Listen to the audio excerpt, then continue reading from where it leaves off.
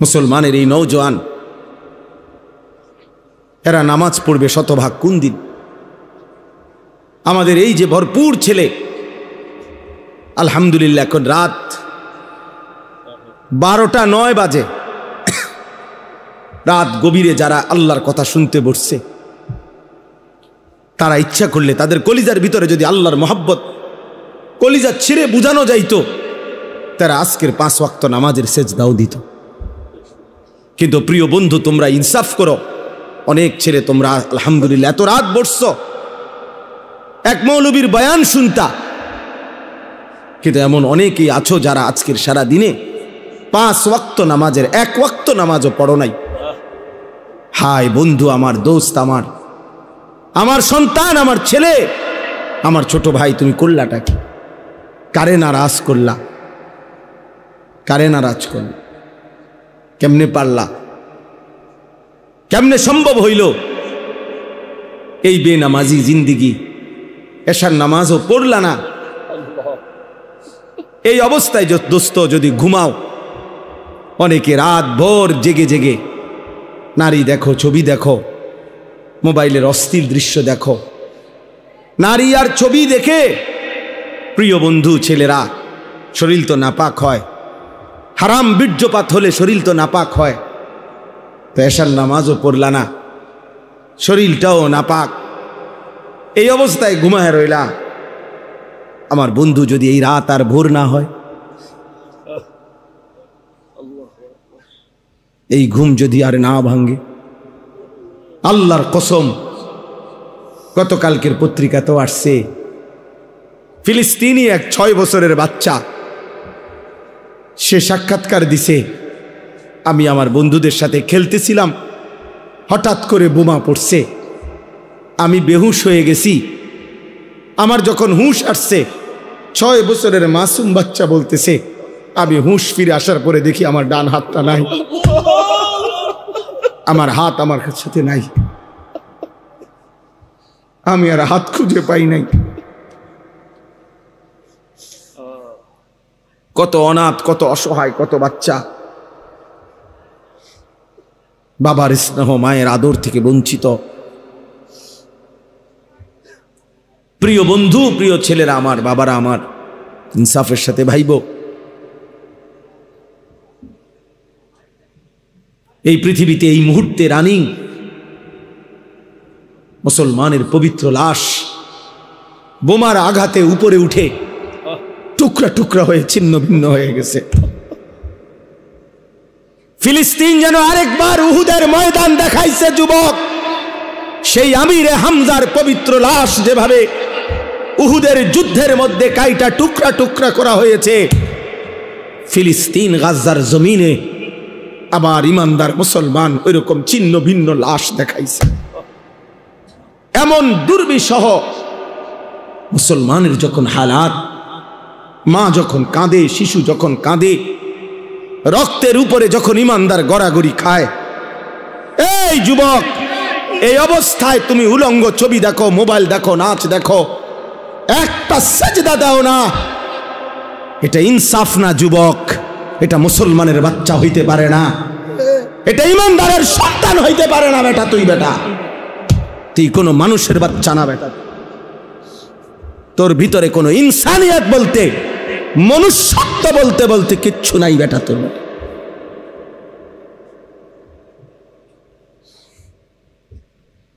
ওই জানোয়ার তোর চাইতে ভালো বেটা। তুমি মুমিনের রক্ত দেখো নাই?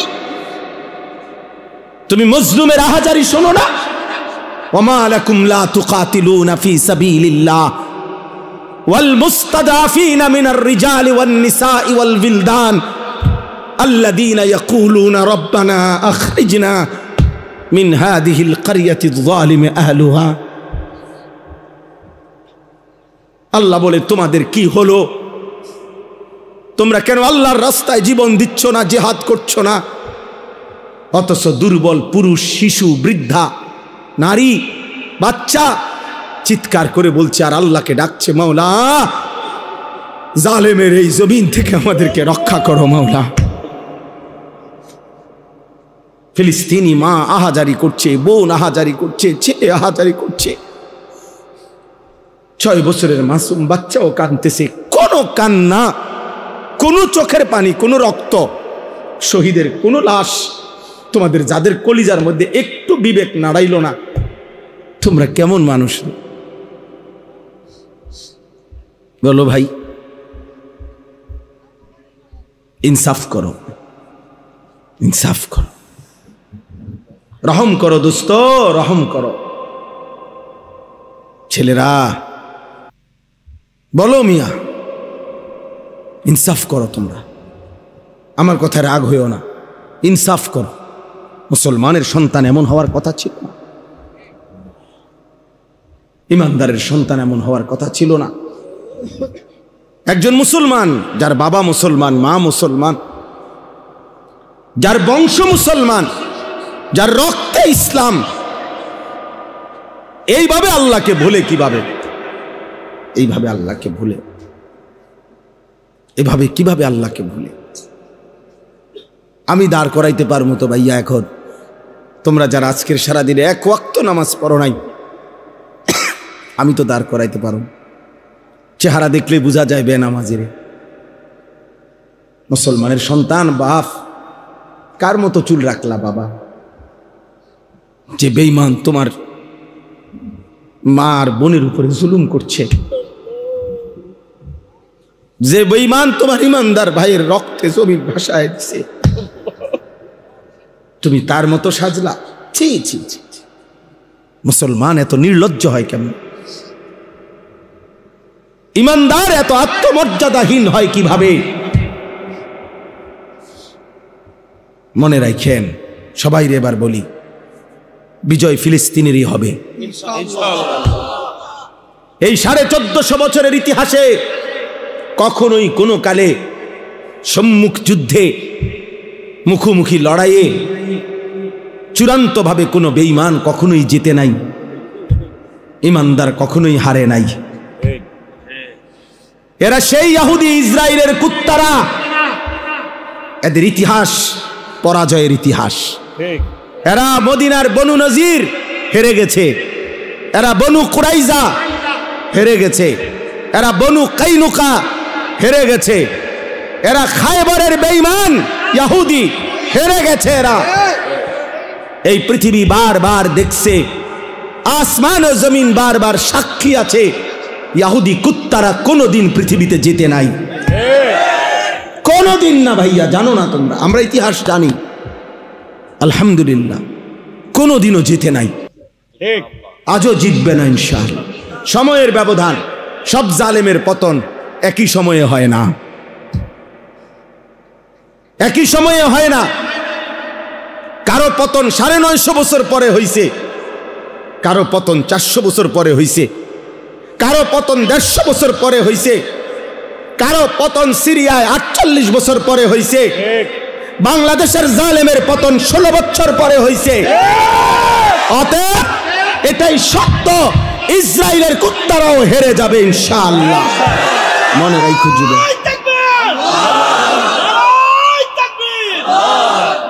এতে কোনো সন্দেহ নাই, এতে কোনো সন্দেহ নাই। কিন্তু দেখার বিষয় হলো, আল্লাহ তাআলা ঈমানের বিজয় দিবে, ঈমানের বিজয় দিবে। ফিলিস্তিন হারে নাই, মাটির নিচে হাজার হাজার মুজাহিদ অক্ষত আছে,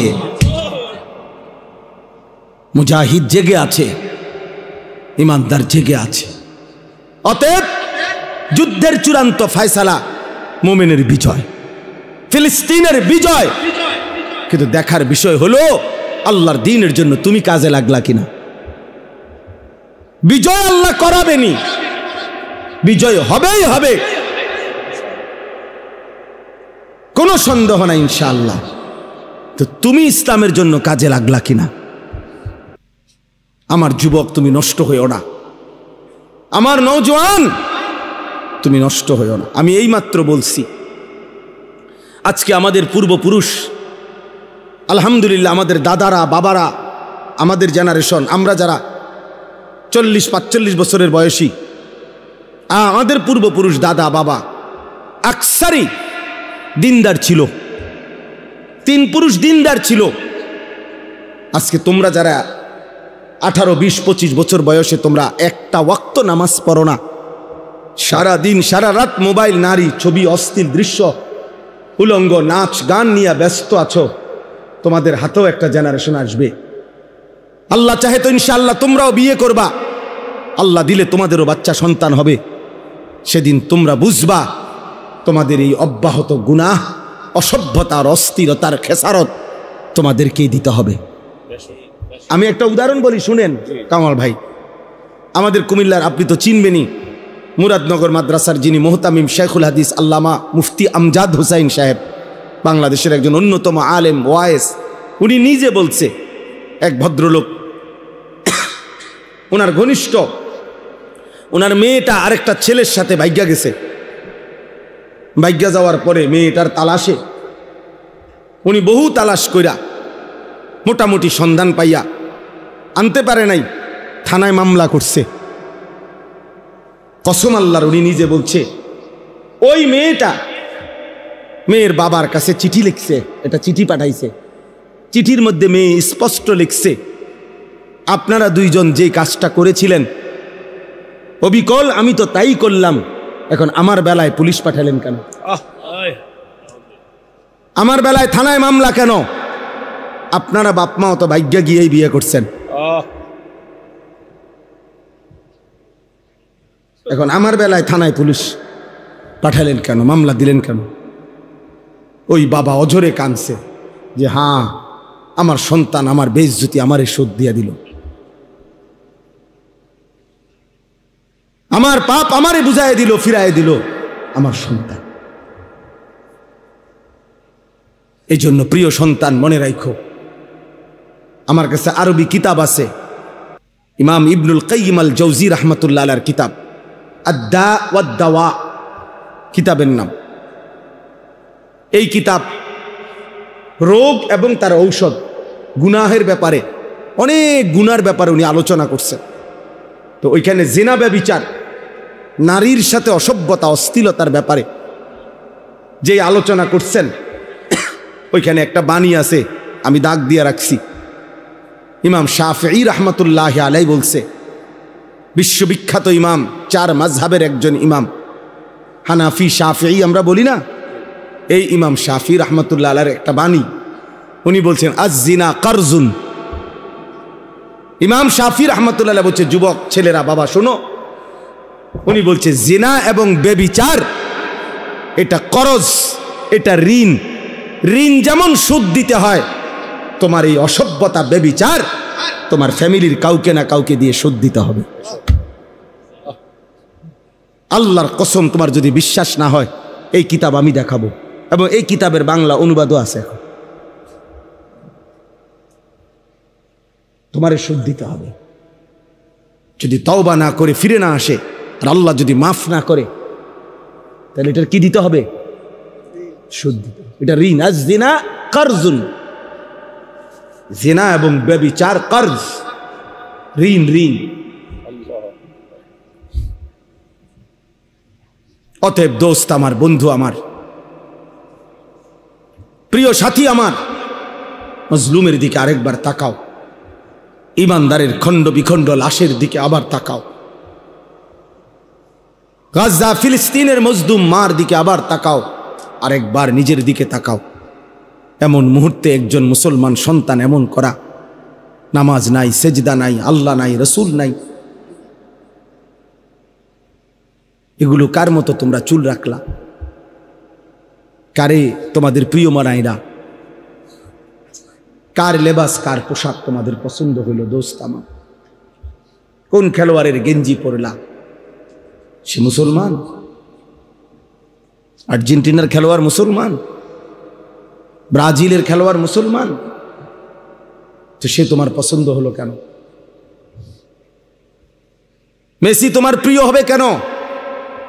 এ তো পত্রিকা আসছে, ওর 2টা বাচ্চা হওয়ার পরে, যে মহিলার থেকে 2টা বাচ্চা হয়েছে, তার 9 বৎসর পরে ওই মহিলারে বিয়ে করছে 2টা বাচ্চা লইয়া। হ্যাঁ, এটা তো আমি নিজ চোখে দেখছি ব্যাপারে। 9 বৎসরের অবৈধ মেলামেশায় 2টা বাচ্চা হয়েছে, এরপরে 2 বাচ্চা লইয়া হে ওই মহিলারে বিয়ে করছে। 9 বছর পরে, বাচ্চা হয়েছে আরো 9 বছর আগে। এত বড় অসভ্য কোন মুসলমানের সন্তানের মডেল হইতে পারে? তো তোমার চুল তার মতো হবে কেন? সামান্য বিবেকও কি থাকবে না মিয়া? বলো। হাইসো না বাপ, হাইসলে মনে রাখো তুমি প্রতিবন্ধী, মূলত তোমার তার সিরা। এই জন্য কোনো কথাই তোমার উপরে আসর করে না, কারণ মাতাল এমনই হয়, যার তার সিরা পাগল সে সব কথাই হাসে, কারণ তার তো তার সিরা নাই। তো বিবেকের দংশন থাকা উচিত, নাই তো বিবেকের মধ্যে একটু অনুশোচনা আসা উচিত যে আমার কি করণীয় এই মুহূর্তে পৃথিবীতে।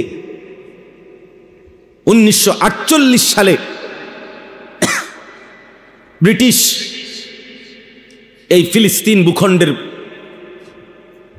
তাদের অধিকার ছেড়ে দিছিল।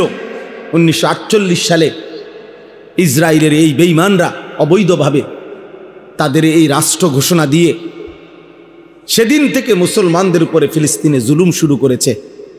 আমার ভাই আজকে 77 বছর।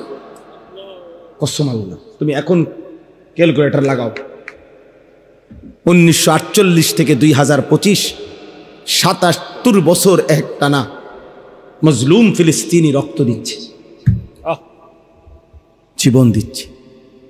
1947 ইংরেজিতে ব্রিটিশ যখন এই ভারতীয় উপমহাদেশ থেকে চলে যায়, তখন র্যাডক্লিফ ব্রিটিশ একজন গবেষক, সে এই দেশ মানে এই ভারতের হিন্দুস্তানের মানচিত্র আঁকা দিছিল। এক অংশে হিন্দুস্তান, এক অংশে পাকিস্তান, কিন্তু কাশ্মীর সংখ্যাগরিষ্ঠ মুসলমানের একটা এলাকা, ওইটার কোনো সমাধান দিয়া যায় নাই তারা, এটা কোন অংশে। এই 47-এর পর থেকে আজকে 78 বছর এক টানা কাশ্মীরের মুসলমান কলিজার খুন দিচ্ছে, রক্ত দিচ্ছে, আজও তারা স্বাধীনতা পায় নাই। 78 বছর ধরে, 1947 থেকে 2025। 1964 ইংরেজিতে সর্বপ্রথম রোহিঙ্গার মুসলমানরা জুলুমের শিকার হয়েছে, শুরু হয়েছে। এই সামরিক সরকার, জান্তা সরকার তাদের উপরে জুলুম শুরু করছে। আজকে বরাবর 61 বছর, 2025 সাল 64 থেকে, প্রিয় বন্ধু, 61 বছরেও রোহিঙ্গা মুসলমানরা তাদের আজাদি পায় নাই, তারা তাদের জমিনের মালিকানা বুঝে পায় নাই। এজন্য আমার দোস্ত, ইনসাফের সাথে ভাইব। একবার যদি পিছলা খাও, আরেকবার দাঁড়াইতে কষ্ট হয়ে যাবে। একবার যদি পাও পিছলে পড়ে যাই, আরেকবার দাঁড়াইতে কষ্ট। তাহলে 77 বছর মজলুম ফিলিস্তিনি মার খাবে, 78 বছর কাশ্মীরে রক্ত ঝরবে, 61 বছর টানা রোহিঙ্গা রক্ত ঝরবে, আর তোমার উপরে আমার উপরে কখনোই কোনো মুসিবত আসবে না, এমন কাগজপত্র গ্যারান্টি করা আছে তো? বলো না, একটা ছেলে বলো। তাইলে বাবা তুমি কেমনে আরো নিশ্চিন্ত হয়ে গেলা? তুমি এমন নিরাপদ হয়ে গেলা কিভাবে যে তোমার এক ওয়াক্ত নামাজ নাই, সেজদা নাই, আল্লাহ নাই, রসুল নাই, হালাল হারামের কোনো পাক নাফাকের কোনো ধার ধারণা, একটা মোটরসাইকেল জিন্দিগি, একটা মোবাইল জিন্দিগি, একটা নারীর সাথে প্রেম, এটাই জীবন, চুলের ফ্যাশন, এটাই জীবন বানায় ফেলছ, বন্ধুদের সাথে অসৎ আড্ডা, কিছু অশ্লীল বিশ্রী বাজে কথাবার্তা, নিজেদের মধ্যে অসভ্য নোংরা কথাবার্তা, এটাকেই জীবনের আনন্দ, হাসি খুশি বানায়। অসভ্যতা আনন্দ হয় কেমনে ভাইয়া? প্রিয় ভাই বলো, কোন কোন কিতাবে লিখছে, কোন বইতে লিখছে, কোন ডিকশনারিতে যে নোংরামিটা আনন্দ, অসভ্যতা আনন্দ? তুমি একটা মেয়ের পিছনে ঘুরলা, এটা তো অসভ্যতা, এটা তো আনন্দ না। তুমি উলঙ্গ ছবি দেখলা, এটা তো নোংরামি, এটা তো আনন্দ হইতে পারে না। অশ্লীলতা তো পৃথিবীর কোনো ভাষায়, কোনো দেশে, কোনো ধর্মে অশ্লীলতাকে আনন্দ বলে না, অসভ্যতাকে আনন্দ বলে না। অতএব ইনসাফ করো। মূলত দিল মরে গেছে যার, আখেরাত ভুলে গেছে যে, ইনসানের কাতার থেকে যে নিজেকে বিচ্ছিন্ন করেছে, জন্তু এবং জানোয়ারের খাতায় যে নিজের নাম লেখাইছে, অসভ্যতার অস্থিরতা, আল্লাহকে ভুলে থাকা একমাত্র তার পক্ষে সম্ভব। এবার আমি কোরআন থেকে বলি, কোরআনুল কারীমের সূরা আরাফের মধ্যে আছে স্পষ্ট, আল্লাহ তাআলা বলেছেন ওয়াত্তাবাআ হাওয়াহু ফামাসালুহু কামাসালিল কালব। আল্লাহর কসম, কোরআনের আয়াত। আল্লাহ বলছে মনের ইচ্ছা মতো যে চলে, আমার মনে যা চায় আমি তাই করব। ওয়াত্তাবাআ হাওয়াহু, যে তার নফসের মনের চাহিদার অনুসরণ করে। কিসের আল্লাহ, কিসের রাসূল, কিসের কোরআন? বাদ দে বেটা এডি হুজুরদের এসব কথা বাদ। আমার মনে যা চাই তাই করব। চুল আমার ইচ্ছা মতো, জামা আমার ইচ্ছা মতো, পোশাক আমার ইচ্ছা মতো, মন চাইলে খাড়াইয়া মুতলাম, মন চাইলে বইয়া মুতলাম, মন চাইলে মানুষের মেয়েরে বিরক্ত করলাম, মন চাইলে সারা রাত উলঙ্গ ছবি দেখলাম, যা ইচ্ছা তাই করলাম। আমার বাবার সম্মান, মার সম্মান, কিচ্ছুর আমার কোনো পরোয়া নাই। আল্লাহর কসম, কোরআনে আল্লাহ বলছে এমন জীবন যার, তার দৃষ্টান্ত কামাসালিল কালব, কুত্তার মতো, কুত্তার মতো, কুত্তার মতো। এই নাফরমান, এই জিন্দেগি কুত্তার জিন্দেগি, কুত্তার জিন্দেগি। এই জন্য বেনামান জীবনে রাখিস তোর জিন্দেগি কুত্তার জীবন। সেজদাবিহীন যুবক, মনে রাখিস তোর জীবন কুত্তার জীবন। সারা রাত উলঙ্গ ছবি দেখো যারা, নারী ছবি, মোবাইলের অস্থির দৃশ্য, মনে রাখিস বেটা তোর জীবন কামাসালিল কুত্তার জীবন বেটা, জানোয়ারের জীবন বেটা। এই একবার সুযোগ পাইছি, একবারই বললাম, আরেকবার আসতে হবে জরুরি না, আরেকবার আসার কোনো প্রয়োজনও নাই। আর যদি না বাঁচি, আরেকবার যদি বলার সুযোগ না পাই, একবারই বললাম। প্রিয় বন্ধু, ফিরে আসো। প্রিয় নওজওয়ান মুসলমানের এই বিপদে তুমি না দাঁড়াইলে কে দাঁড়াবে? আমাদের মালিককে যদি আমরা ডাক না দেই, আমাদের উপরে সাহায্য কেমনে আসবে?